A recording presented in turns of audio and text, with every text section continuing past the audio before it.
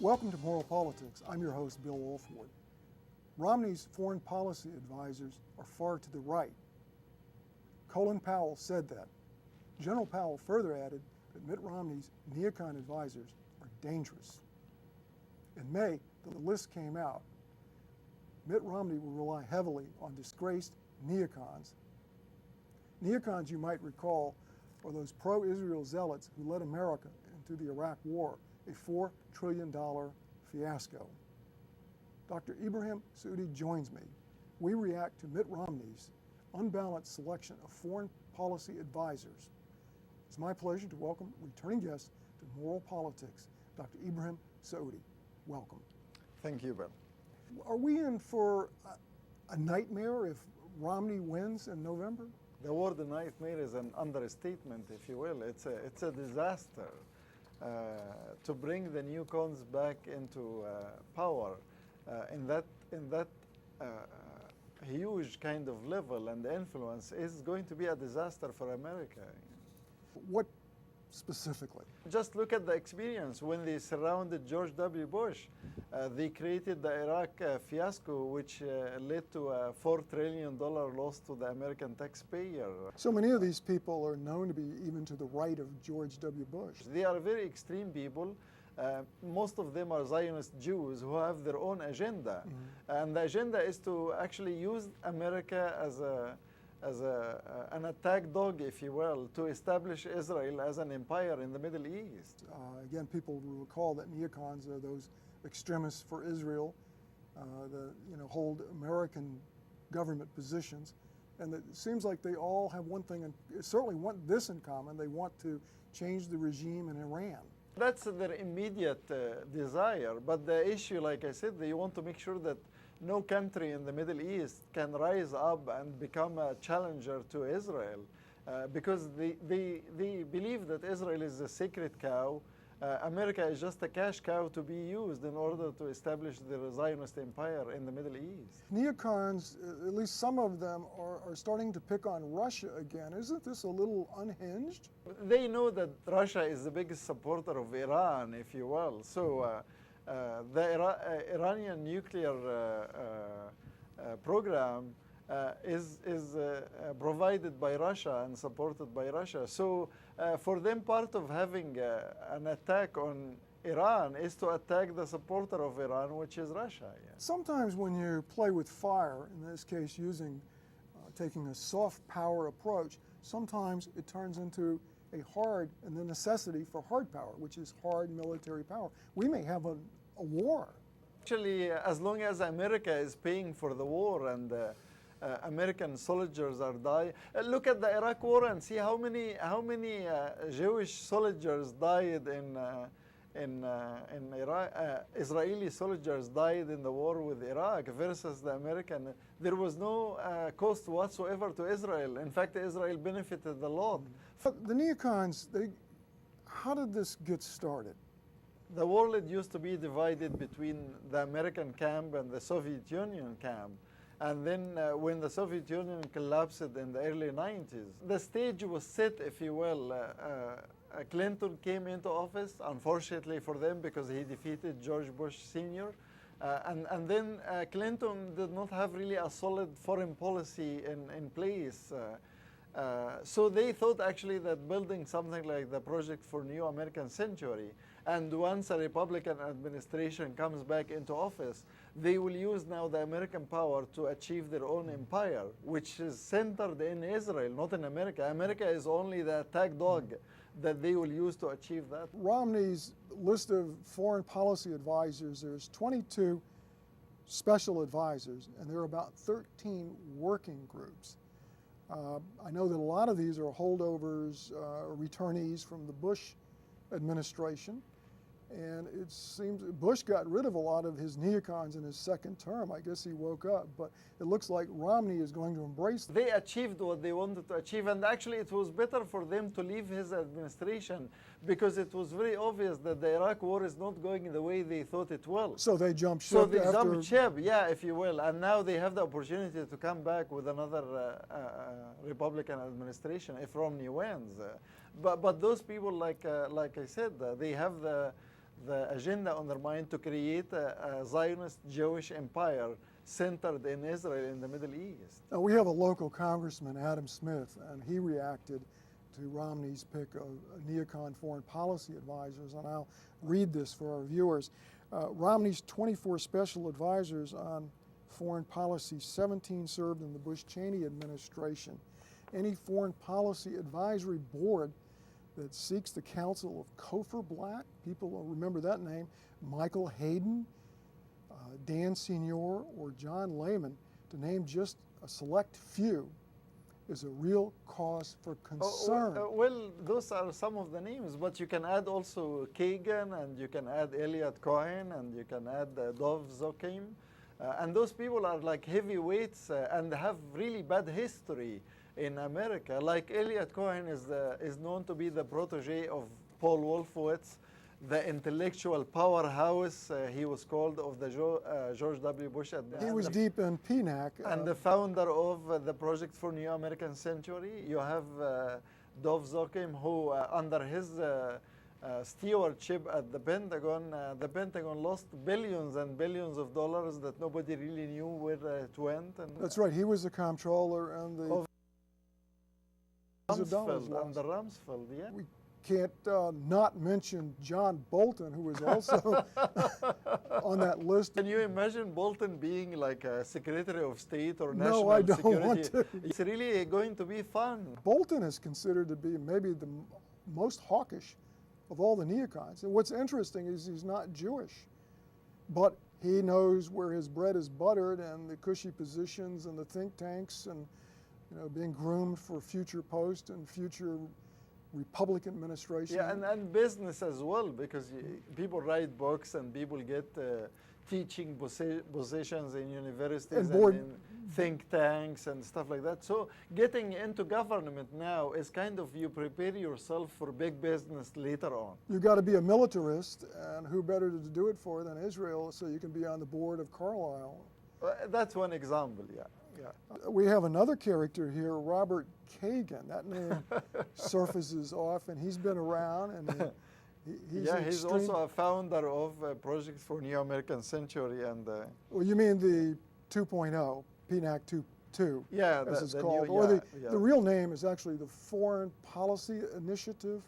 As we move along, there's another name, Dan Senior, that pops up. Yeah, that's a former staffer of AIPAC. Dan Senior was also the spokesperson for the Iraq Provisional Authority. I think he was criticized for painting a rosy picture. See, they thought it would be a walk in the park, control Iraq very quickly, and then have the oil of Iraq pay for the cost of the war. And there's some people making out like a bandit. Like I said, I mentioned Carlyle Group, and Dan Senior is one of its senior advisors. I'm sure he's probably getting some hefty compensation. Oh, that goes without saying. We've got another gentleman here, Eric Edelman. Under secretary in the Defense Department. Replaced Doug It's Feith. amazing. You look at the Defense Department and you look at the Department of State in America, and you find that American Jews, especially the Zionist ones, really get themselves into these positions of power, and they really influence. You think it's a buddy system, maybe? You can call it that. Edelman, we can finish up on him. He was also a member of Dick Cheney's staff and a board member of the Foreign Policy Institute. So it's all tied together. Yeah, it's all tied together. Yeah. Now, what can we say that is definitely in common with these neocons? It's Israel first, and they will use America as long as it takes in order to achieve what Israel wants. They're just unstoppable in that regard. Oh, if you are going to build an empire, then there is no limit. These people all seem to either be an AIPAC or PNAC, and they're all Republican. It's the establishment, if you will. I think if you look at both parties in America, they are well infiltrated by Zionist Jews. So you look at the U.S. Congress, and the only issue the Republicans and the Democrats never debate over or disagree over is what Israel wants. Mm-hmm. It's very obvious. And it's very obvious when the Prime Minister of Israel, Benjamin Netanyahu, pays a visit to Congress, how the congressmen, Yeah, I think it senators was like fall all over themselves. 29 standing ovations. I actually think that the real president of America is the Prime Minister of Israel. Looking at that visit that he paid to Congress, you would have thought so. Brings up that real question that has been written about, after Romney announced his list of foreign policy advisors, and there's so many neocons that he's returning to power. Will Romney outsource Americans' foreign policy to Israel? I think that's the simplest conclusion that you can achieve. Romney is very known to outsource other things too. Like when he was in business, he outsourced jobs to outside America. So to outsource the U.S. foreign policy to Israel, I think is very befitting with Mitt Romney. And he's outsourced a lot of his own cash to the Cayman Islands. The man knows quite a bit about where to put your cash. But when we get onto strict foreign policies, he's been compared to maybe a table lamp for all he knows. What he knows about the world is where to put your money so that you maximize your profit and minimize your taxes. Is he a puppet for the manipulating by these experienced and ruthless neocons that he's going to surround himself? Richard Falk, in his talk in Seattle recently, has actually made that very clear, that in the unusual partnership between America and Israel, it's actually the junior partner that's entirely manipulating and controlling the more senior partner, which is America. Do you think that America, at least foreign policy-wise, is being hijacked? America in the last maybe 20 or 25, 30 years always looked at the Middle East through Israeli eyes. Like they actually always consulted with Israel on any issue related to the Middle East.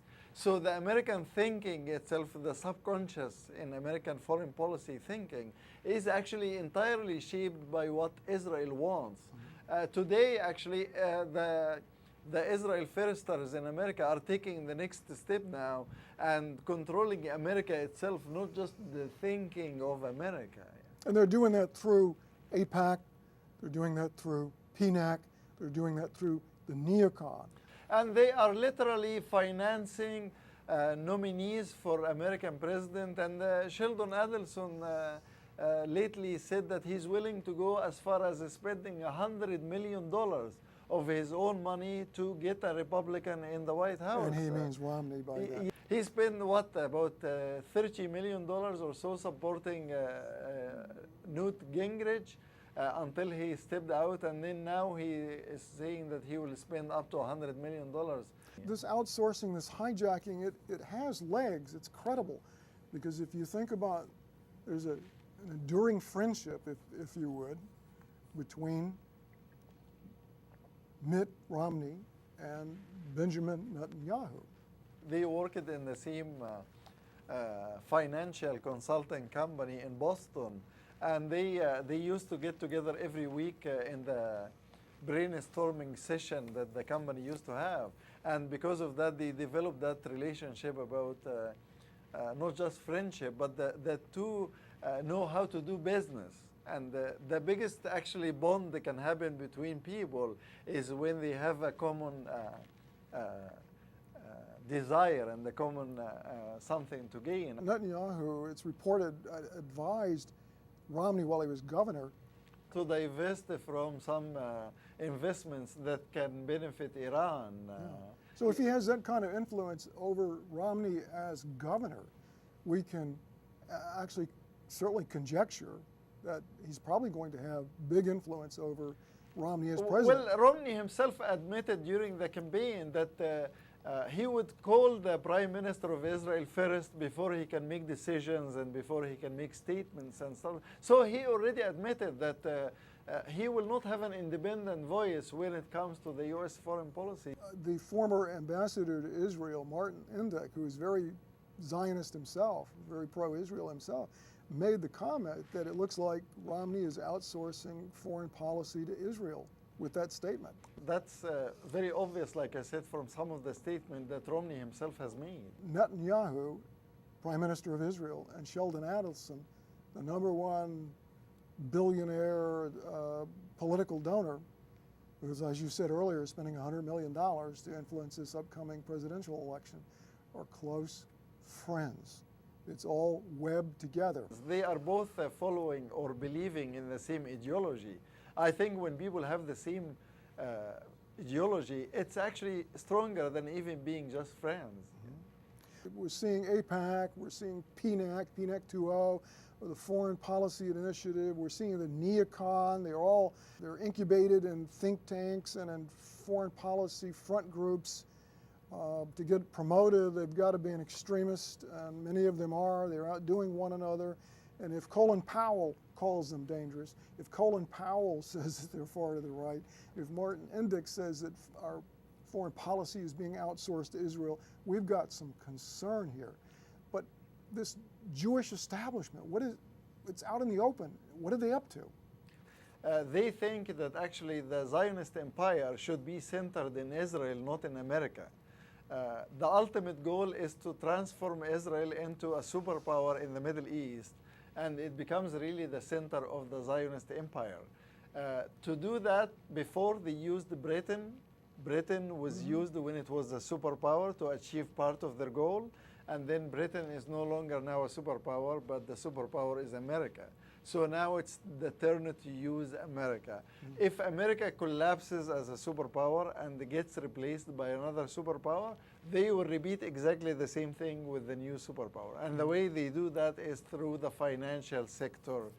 Jewish American voters are known to be rather democratic in their voting pattern, but yet the Jewish establishment is radically right-wing. But the Jewish establishment has the power and the money. It seems almost like there's a disconnect between the Jewish electorate and the Jewish establishment. Communism and capitalism were both championed by Jews. So it's not really a matter of disconnect, it's a matter of actually having both sides, if you will. And like I said earlier, if the Republican Party is the party of the establishment, then it makes perfect sense that the Jewish establishment in America would be, at least the ones who are politically involved, would be part of the establishment itself. I think that just makes perfect sense. We're finding that the Jewish Republican coalition is emerging as a real powerhouse. So your comment, has some credibility there. Now, we keep talking and mentioning the name Sheldon Adelson. Let's talk about him. Who is he? What is he up to? Why does it matter? He's a man who owns a casino empire that goes all the way from Vegas to China. And I think he boasts that he might be the richest Zionist He's alive. Reportedly worth about $25 billion. Well, the issue is that he's a Zionist inside and out. Israel he considers APAC too soft. Is the most important thing to him in the world, and he would sacrifice anything in America, including America itself, in order to achieve the survival of Israel, and not just that, but the domination of the Middle East by Israel. He's got a rather notorious quote that's attributed to him, where he's urging his sons to serve and others to serve the Israeli Defense Forces, not the United States the military. American It seems a bit, it seems a little bit disloyal. That's very nice of you, Bill, to mention something disloyal. Like I said, the man uses America to make his money and is willing to use America to fight the war for his Israel. That's the bottom line. But he's been on the focus now of a lot of investigators, and they're finding that the money that funded this notorious group, the Clarion Fund, that produced those Islamophobic videos, the Third Jihad in particular, was attributed to his donations. So he is the pocketbook for Muslim bashing. If the Middle East is mainly Muslims, and he wants Israel to dominate the Middle East, got to get rid of the Muslims. Then part of the effort is to get the American public to hate Muslims, and then when America decides to go to war against Iran or Iraq or whatever, then the American public is ready to jump in. Is there a schism with Obama and Netanyahu? Is Obama just not doing Israel's bidding enough? Obama was made actually by rich Zionist Jewish billionaires from Chicago. That's what made Obama actually a politician. They found him long ago and groomed him and put him in the White House, But along with Rahm Emanuel. Yeah, exactly. and David Axelrod, and both are Jews as well.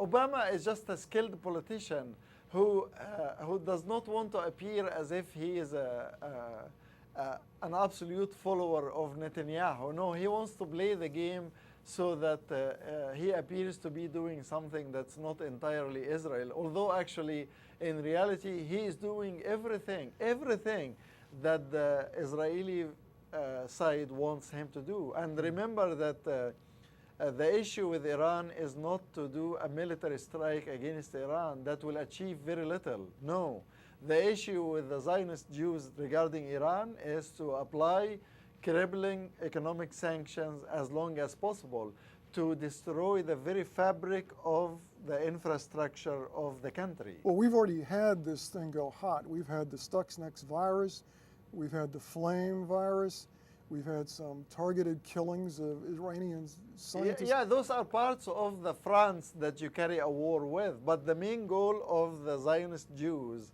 is to destroy the very infrastructure of Iran, because that will set the country back by like 100 years or something, and then open the door for the real domination of the Middle East by Israel. Military industrial corporations that actually benefit from a hot war. And this soft power approach may have to give way to a hard power approach, especially if Iran doesn't capitulate according to their plan. I'm not saying that they will not have a military strike against Iran. I'm not saying that. But what I'm saying is they want to give the crippling economic sanctions as much time as possible, because that will weaken Iran beyond just a military strike. Do you think we're looking for a redefinition of American patriotism, a new patriotism that says sacrificing your life and squandering your treasury to Israel is now the new patriotism? Americans need to ask themselves, what exactly are we getting from this relationship with Israel? America is the most hated country in the world today, beyond any other time before, thanks to the misbehavior of Israel. Richard Falk, in a talk that he gave in Seattle recently, said that the relationship with Israel has been extremely costly in legal, economic, and moral terms. So let's not forget the moral. In every aspect. There is not one aspect of that relationship that's not based on making America pay for the relationship and Israel benefiting. Well, he pointed out what is so obvious, that there's a distortion of reality when it comes to Israel. American public is told something that's entirely not matching the reality. It only works because there's this fear of a Jewish backlash, domestic Jewish backlash. Started by Johnson, who hid the fact that Israeli military attacked the USS Liberty, the spy ship that was in the Mediterranean. And then he hid it because he knew that he will not have any political future if he did not hide that from. So he actually literally committed treason against the American people. And since that time, there is no American politician that dares to speak against Israel. You mentioned the word treason. There's this question of loyalty. It's treason unless we get this redefinition of patriotism to a new patriotism that says, let's squander our American lives and American treasury for the benefit of Israel. Exactly, yeah. Do you think that's what the neocon and the AIPAC and the PNAC2, or the FPI as it's called, is all about?